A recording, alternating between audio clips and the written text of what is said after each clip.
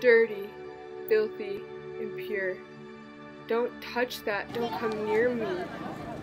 Cuts bleed, noses bleed, vaginas bleed? Raised in a traditional South Asian Hindu family, I spent 7 years of my life being told what to not do on my period. It was after years of hiding my pain, my struggle, my battle, my self-consciousness, that I finally asked, why? I'm expected to not touch religious articles because menstruation is an impurity that could spread bad luck. Some cannot enter the kitchen, some cannot sleep with their family, some cannot even enter their own home.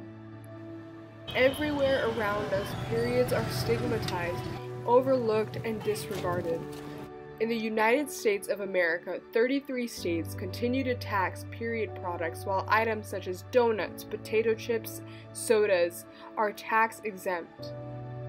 In Kenya, a teacher claimed that a young girl was dirty because she got her first period, and not too long after that, that young girl committed suicide.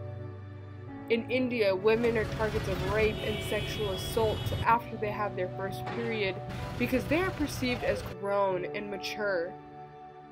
According to UNICEF, on average, women spend 8 years of their lives on their period. 8 years of social and physical pain. It is not only a South Asian issue, it is a global issue. But why is this important? What are the implications? Let me tell you. After many discussions with Ms. Radha Paudel and interviewing women at Shri Hospital in Biratnagar, Nepal, I became familiar with the impacts of these practices. It all starts with words. Means por kurao. Means sundakeri puja garnu hundaina. Means sundakeri pakaunu hundaina. Arulai pap लाग्छ. These teachings force young girls and women into submission. They avoid talking about their period. They feel the need to hide their pain. There is one main psychological outcome from this: reduced self-esteem. In a world where we have the internet and advanced scientific technology, we continue to be ignorant of the truth regarding menstruation.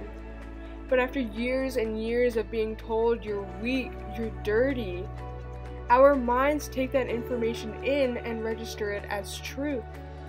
It's what we were told, it must be true.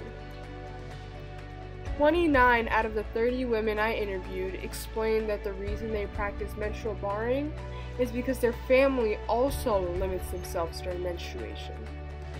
I never talked about my period with my dad. I never talked about it with my brother. And I whispered about it when I talked to my mom.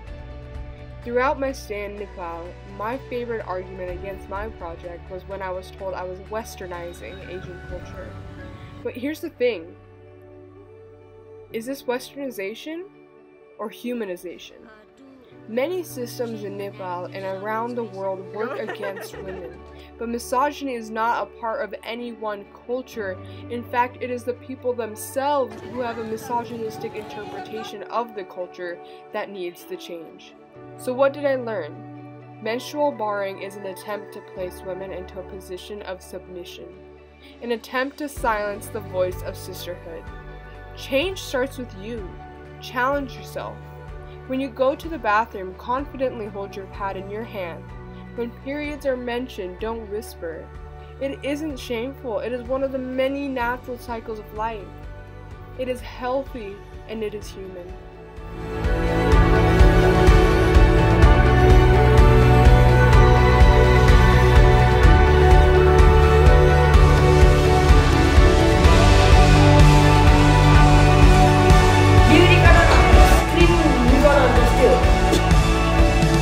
One day, this dignified menstruation campaign will reach out across the globe, and the girls can live with dignity during menstruation.